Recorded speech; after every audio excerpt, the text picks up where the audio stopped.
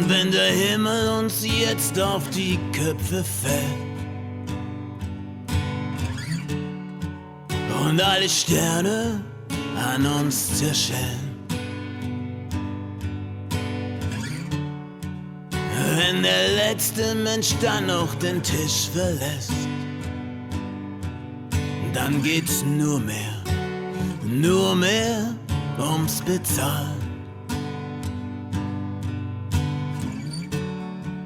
Ein grelles Licht brennt uns die Augen aus. Viel zu hell und viel zu stark. Der Laden dicht, wir auch, wir müssen raus. Da hilft kein Zetern und da hilft kein Flehen. Wir müssen raus.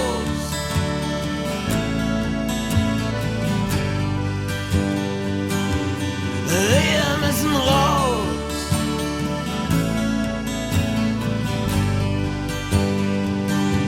Wir müssen raus. Raus in den Tag, raus in die Nacht. Wir müssen raus.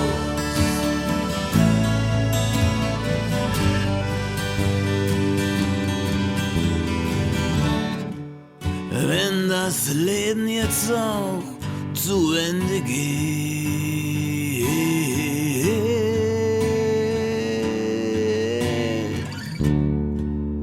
weil uns der Morgen nicht willkommen heißt,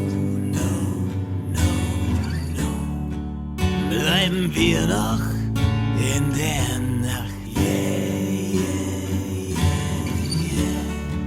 Die Schotten dicht am müden Kahn, der nur mehr wanken kann.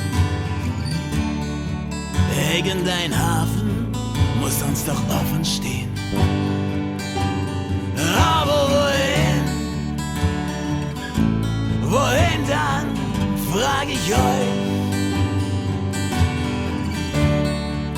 Und steht der Untergang bevor. Es ist aus.